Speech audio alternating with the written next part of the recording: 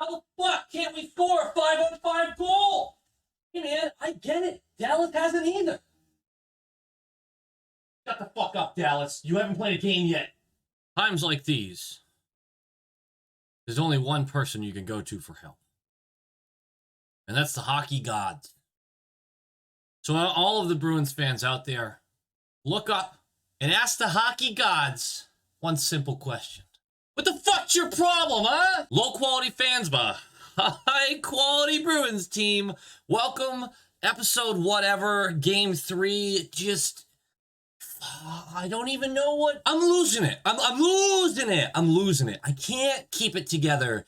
3 games, and it's not even about the 5-on-5 goal. It is, but it's not. It's not, because our team's boring right now. Our 4th line is the 6th best line in hockey. The 6th best line, according to moneypuck.com. I've been saying our 4th line was our best line. You got, see, this is validating me. Like, hey, Loqual kind of knows a thing or two. Would you look at that?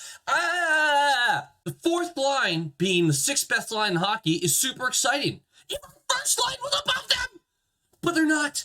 And I'm so much media is going to be like, hey, guess what?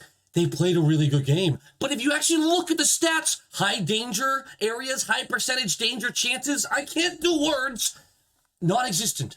We had a 1.5 or below, depending on who you look at, expected goals rate in that game. That doesn't get it done. And I know the Islanders are good at playing that type of game. And I know that's what they do. And Barry Trotz's a genius. And the Islanders are never going to win shit, though, with him because they're so fucking boring. And unfortunately, we're boring, too. So yes, it's not about the 5-on-5 goal, but it is about all the other bullshit. Let's talk about the game. I was excited. Jakey on the first line, that sounds like a lot of fun. I want to see his speed with Bergeron's outlet passes, and then Marshy getting creative with them, and they actually looked great. And Jakey had the best game of his season, but they didn't score. Second line, Richie's a stud. Who fucking knew? This guy led our team in expected goals, led our team in shots, for the second game of the season, by the way, game 1 and game 3, expected goals percentage, he led the team. Bjork drops to the third line. I'm okay with that. I still wanted to see him raise his value, but right now we just need some goals, so it's not about raising value, it's about winning some games. Fourth line continues to roll. Of course you're not going to break them up, because how could you? How could you? They're the 6th best line in hockey! Game starts. Marshy listened to me, and he almost did it. In the first 30 fucking seconds, he almost did it. He almost puts one in. Big breakaway, backhander, off the bar. Unfortunate PK by Carlo, something that you really would worry about because Carlo's our new Big Z on the PK, but I mean, the PK's looked solid. It's looked really good.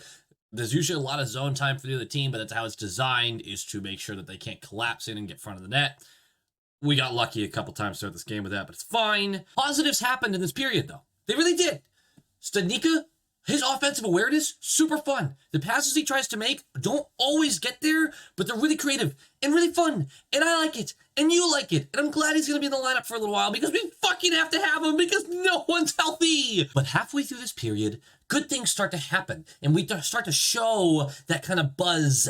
And we start to show that we're a good team that can control the puck and get these chances. But then when you look back, because at the time I was like, oh, these are some high danger chances. When you look back, you're kind of like, not really. They really weren't. There was a lot of shots being taken. I'm not the type of guy that likes we shoot just to shoot. Just get the puck on the net. It'll go in eventually. Goalies are good. That's why they're in the NHL. But we do need to get more pucks to the net, so I didn't hate it. I was like, okay, we're just going to keep this going, but why isn't there any bodies in front of the net? Why don't we have anyone there for those second chances, which were there? We were getting cleared out well by the Islanders, but it's fine because we were showing that we could control it, and we were forcing the Islanders to defend. Smith tries a zero angle, which I loved, and then DeBrusk was flying up and down the ice, which I loved, and the fourth line still looked dominant, which I loved. But the Islanders bend, and they don't break. And Quill takes a huge collision on the boards, but he's tough as dicks, and he just got right back up and kept going. And a whole other thing. I was like, maybe it's a Subban thing. Maybe Trent Frederick really doesn't like Subban. No. Your chances of being killed by Trent Frederick aren't very high. But they're never zero. This kid is an animal. He's rude and he's nasty. And if he's going to play that game every single shift, oh, I'm here for it. Keep it going. All in all, actually, great first, great effort. No goal. So off we go. Hey, who was ready for the second period Bruins and was sitting there going, looking forward to this train wreck?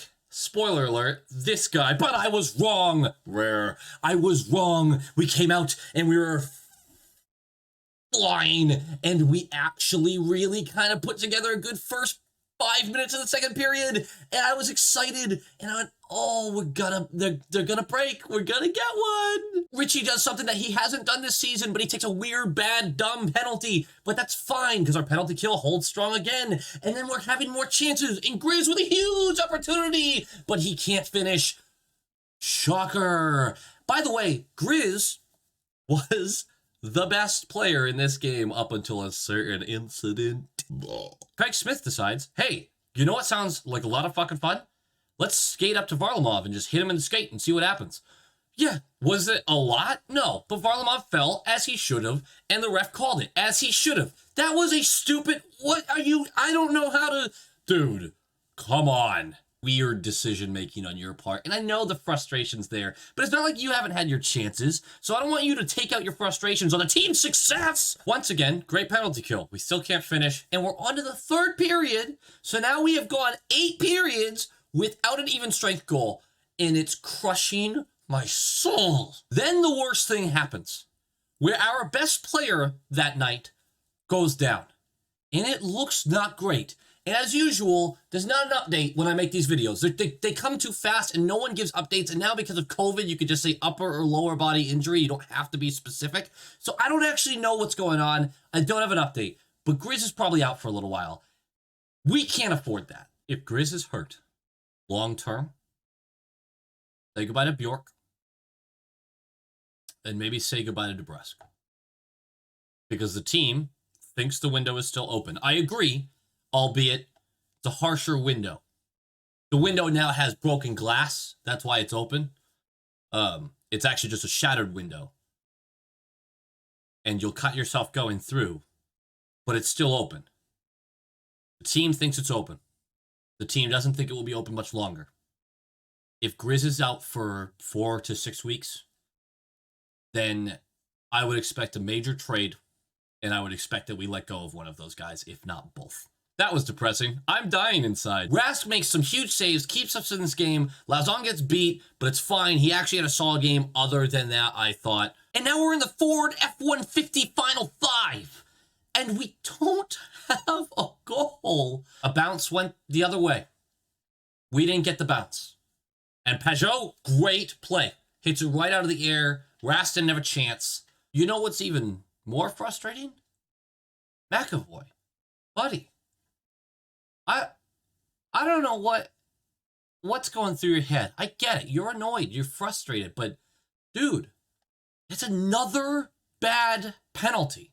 And now we got to kill a penalty, which we do. We have some possession at the end. We just can't make it happen. Game notes. Grizz's injury is huge. Richie still looks good. Led our team in shots. Led our team in expected goals. I've mentioned that. The whole team, honestly, looks good. But we can't score, and we're not getting enough high danger chances. We can throw it at the net all day. We do still need to make some plays. And we need to finish on those plays. The biggest problem is the finishing. Obviously. We have not had a bounce go our way this season, pretty much. It's been a rough start for us. But Rask does look way better, I thought, in this game than in the first game. I think I was in the minority thinking in the first game he didn't look that great. But his positioning tonight, he looked really good, I thought. That Richie Krejci stud line, actually a lot of fun to watch. Guys, thank you so much for watching. I'm having so much fun making these videos. I know not a lot of people watch to the very end. It's a little long-winded at times, but I really appreciate the support I have gotten. I appreciate the, let's call it negativity I've gotten as well. That's been interesting, but I've had a lot of fun making this. I love watching my team, and this has added a really fun element to watching them. And I appreciate anyone who wants to jump in here and kind of hang out with me, make comments. Seriously, in the comments if you want to put something down about what you think the team should do, where we should go when everyone's healthy, why you think I should be in hair commercials. That's it. Game 3. That's another L. But hey, 1-1-1 isn't the worst way to start a season. Go Bees!